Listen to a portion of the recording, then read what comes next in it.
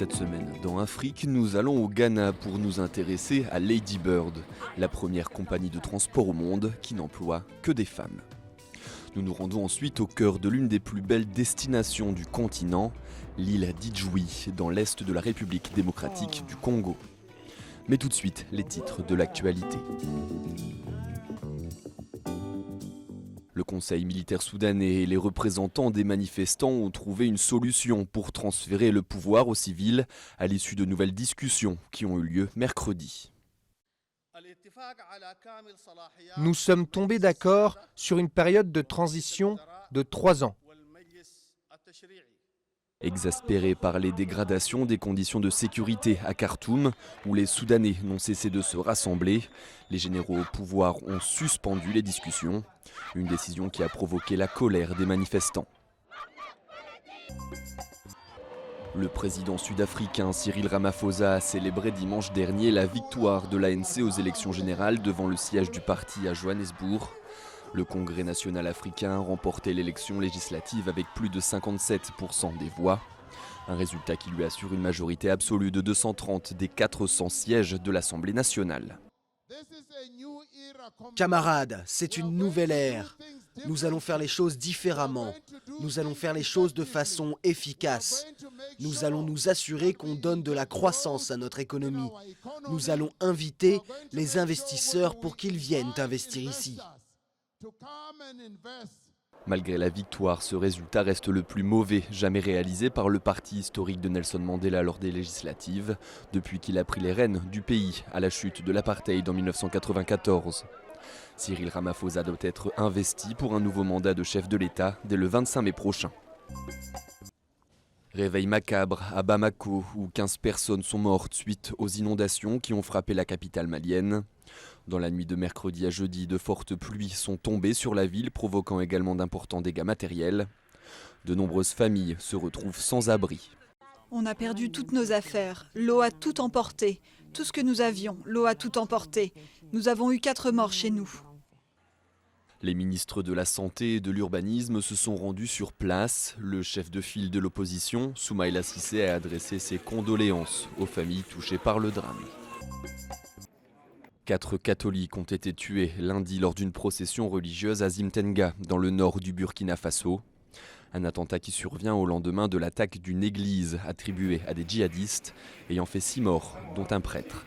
Le terrorisme qui apparaissait il y a quelques années comme une menace à nos frontières est aujourd'hui une réalité brutale, cruelle, qui tisse sa toile dans tout le pays.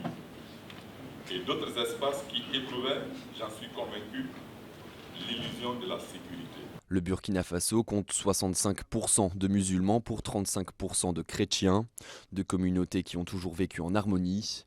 Ces attaques visent à déstabiliser le pays et faire monter les tensions religieuses. Plusieurs enfants, collègues et proches ont rendu mardi à Natitingou un hommage au guide béninois tué lors de l'enlèvement de 2 touristes français dans le parc de la Penjari, au Bénin. Nous n'allons pas baisser les bras, nous n'allons pas nous faire peur pour rien. Le parc est ouvert, nous allons y aller et puis voilà, nous allons rendre un hommage toujours à notre collègue. La France a également rendu un hommage aux 2 membres des forces spéciales tués en libérant des otages au Burkina Faso voisin. La communauté musulmane de l'île d'Ibo, qui a été ravagée par le cyclone Kenneth au large des côtes du Mozambique, lutte pour observer le mois sacré du Ramadan. Suite à la catastrophe, de nombreuses mosquées ont été détruites, ce qui rend la pratique du culte difficile. Très peu de gens assistent aux prières parce qu'ils ne peuvent pas y aller, car les mosquées ont été détruites. En tant que musulmans, nous observons le Ramadan, mais il n'y a pas de nourriture à manger, et les gens sont dans les rues. Vendredi, il n'y avait personne, parce qu'il n'y avait pas de mur à la mosquée. Kenneth est considéré comme l'un des cyclones les plus puissants ayant frappé le continent africain. Sur les îles d'Ibo et de Kisenga, près de 90% des habitations ont été détruites. Au moins 41 personnes au total sont mortes.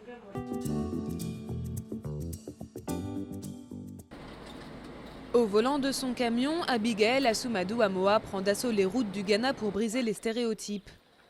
Elle est conductrice pour Lady Bird Logistique, une entreprise qui n'emploie que des femmes. Je suis tellement fière. Ça m'a beaucoup aidée. J'encourage donc les autres femmes. On a des entreprises, mais une entreprise exclusivement féminine, c'est la première fois. Pas seulement au Ghana, mais dans le monde entier. C'est dans la ville portuaire de Takoradi, véritable plaque tournante pour les entreprises de transport, que Payine Marfo dirige sa société. Dans un secteur à prédominance masculine, sa démarche favorise l'autonomisation économique des femmes et apporte quelques avantages. Je pense que les conductrices sont plus prudentes. Elles sont très prudentes. C'est peut-être un truc de femme, parce qu'on pense toujours aux enfants qu'on a à la maison et on ne veut pas prendre certains risques.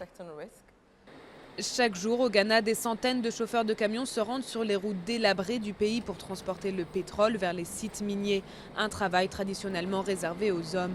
Une enquête réalisée en 2014 a révélé que seulement 0,3% des femmes ghanéennes étaient employées dans le secteur des transports et du stockage, contre près de 8% des hommes. L'initiative de Payine Marfo est globalement bien accueillie par les conducteurs masculins. Nous n'avons pas eu d'incident majeur jusqu'à présent. Je pense qu'il y a maintenant beaucoup de respect de la part des hommes et ils se rendent compte que ces femmes sont de bonnes conductrices. Lady Bird emploie aujourd'hui plus de 20 femmes et a de grandes ambitions pour l'avenir.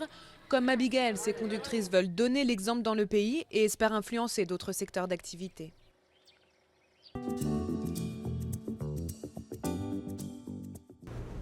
À 1h30 de bateau de Goma, sur le lac Kivu, l'île congolaise d'Idjoui est un petit paradis naturel en face du Rwanda. C'est aussi le seul endroit de la région épargné par les milices armées qui tuent, pillent et violent ailleurs dans le Kivu.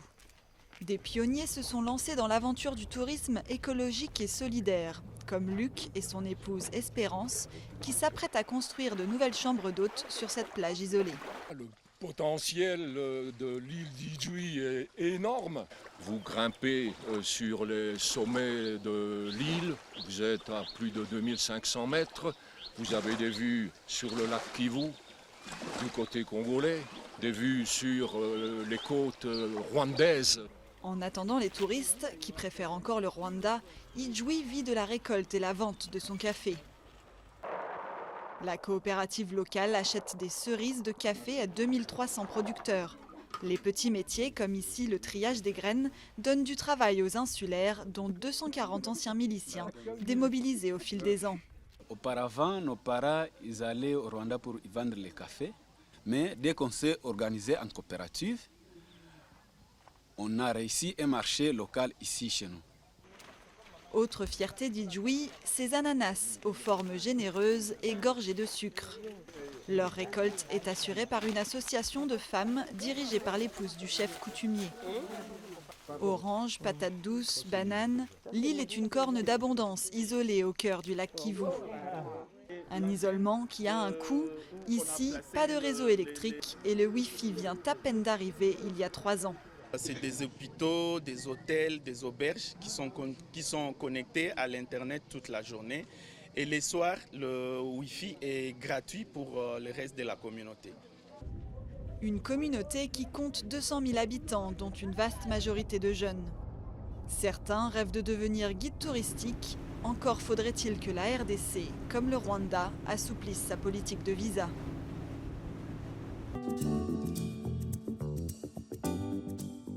Médaille de bronze du 800 mètres aux Jeux Olympiques de Rio en 2016, la Kenyane Margaret Wambui craint que le nouveau règlement concernant les athlètes hyper-androgènes ne signifie la fin de sa carrière. C'est une période durant laquelle nous nous sentons rejetés. Nous n'avons pas de place dans ce monde. Nous sommes naturels. Nous ne nous sommes pas dopés. Nous sommes naturels. Margaret Wambui fait partie des athlètes avec une différence du développement sexuel à qui la Fédération internationale d'athlétisme demande depuis le 8 mai de prendre des médicaments pour abaisser un taux de testostérone élevé. L'IAAF estime cette règle nécessaire pour maintenir l'équité au sein de la catégorie féminine. C'est tout pour cette édition d'Afrique. Rendez-vous la semaine prochaine.